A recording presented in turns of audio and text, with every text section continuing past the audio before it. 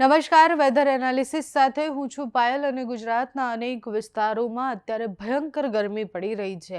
એટલે તાપમાન 40 ડિગ્રીની ઉપર પહોંચી ગયું છે. ગઈકાલે એટલી ગરમી હતી, આજે પણ હીટવેવની આગાહી છે. હવામાન વિભાગ અને હવામાન નિષ્ણાંતો દ્વારા જે આગાહી કરવામાં આવી છે એ પ્રમાણે તાપમાન હજુ પણ ઊંચું જાય તેવી સંભાવના છે. હજી તો એપ્રિલના આ બે જે અઠવાડિયા છે એમાં ખૂબ વધારે ગરમી પડવાની સંભાવના છે. એના પછી ફરીથી વરસાદની સંભાવના છે અને ફરી એકવાર ગરમી પડશે એવી આગાહી પણ કરવામાં આવી છે. પહેલા આપણે જોઈએ કે તાપમાન કેટલું રહેવાનું છે. તો ગુજરાતની સ્થિતિ જોઈએ તો વહેલી સવારે તાપમાન થોડું નોર્મલ દેખાશે. બપોર થતાં સુધીમાં તમે જુઓ કે અમદાવાદમાં 40 ડિગ્રી તાપમાન પહોંચશે. સુરતથી લઈને આ બાજુ ઉત્તર ગુજરાતના ભાગોમાં 40 ડિગ્રી તાપમાન પહોંચે તેવી સંભાવના છે.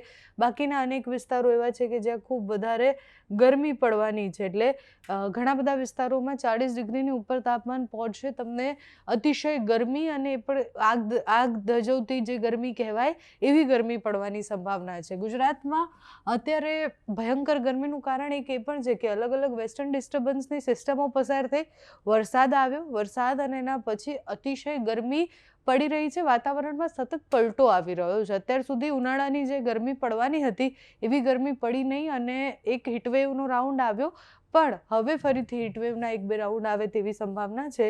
14 તારીખની સ્થિતિ આપણે જોઈએ એ પ્રમાણે કે અમદાવાદમાં બપોર સુધીમાં તાપમાન ખૂબ વધારે થવાનું, 40 ડિગ્રી તાપમાન પહોંચશે.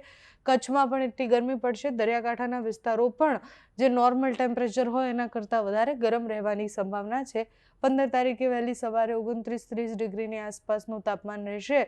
એના પછી તાપમાન ધીરે ધીરે જે ઉપર આવતું હોય છે એ સ્થિતિ થવાની છે. એટલે 15 તારીખે પણ અમદાવાદ, વડોદરા, ગાંધીનગર, મહેસાણા, ઉત્તર ગુજરાતના મોટાભાગના વિસ્તારો સાથે જ તમે જુઓ કે સૌરાષ્ટ્રમાં પણ એટલી ગરમી પડવાની છે. મૂડીમાં તમે જુઓ 39 ડિગ્રી છે, ભાવનગરમાં 35 છે, મહુવામાં 31 છે, જૂનાગઢમાં 35 છે. આ બાજુ દક્ષિણ ગુજરાતમાં પણ એટલી જ ગરમી પડવાની સંભાવના છે.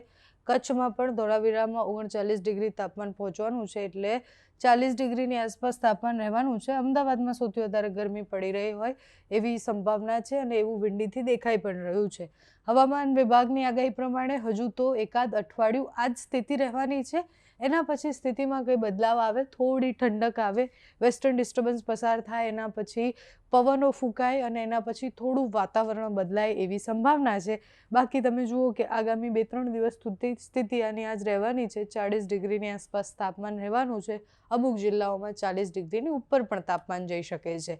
હવામાન વિભાગ અને હવામાન નિષ્ણાંતની આગાહી પ્રમાણે તો હજુ હીટવેવ નો જે આ રાઉન્ડ છે, રાઉન્ડ આપણે સહન કરવાનો છે અને એના પછી કરા સાથે પવન સાથે વરસાદ પડવાની સંભાવના છે. મે મહિનાની શરૂઆતથી જ વાતાવરણમાં પલટો દેખાશે. એપ્રિલ એન્ડિંગમાં પણ વાતાવરણમાં પલટો દેખાશે.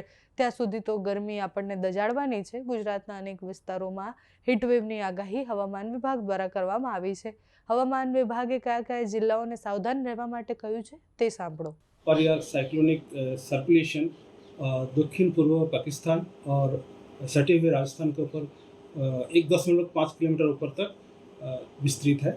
इसके कारण अभी जो मौसम का स्थिति है, मौसम अगले 7 दिन शुष्क रहेगा, लेकिन उच्चतम तापमान जो है इसमें भी कोई बड़ा बदलाव नहीं रहेगा.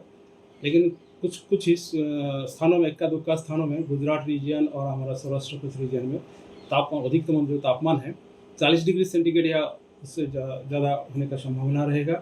और जो हमारा तटीय क्षेत्र है इसमें जो अधिकतम तापमान और जो आर्द्रता सामान्य से ऊपर होने के कारण हॉट एंड ह्यूमिड कंडीशन रहने का संभावना रहेगा. इसमें ह्यूमिड जो डिस्कम्फर्ट फील होने का संभावना रहेगी. और कच्छ में हम आज येलो वार्निंग के साथ हीटवेव का वार्निंग दिया गया है. इक्का दुक्का स्थानों में हीटवेव का स्थिति होने का संभावना रहेगी.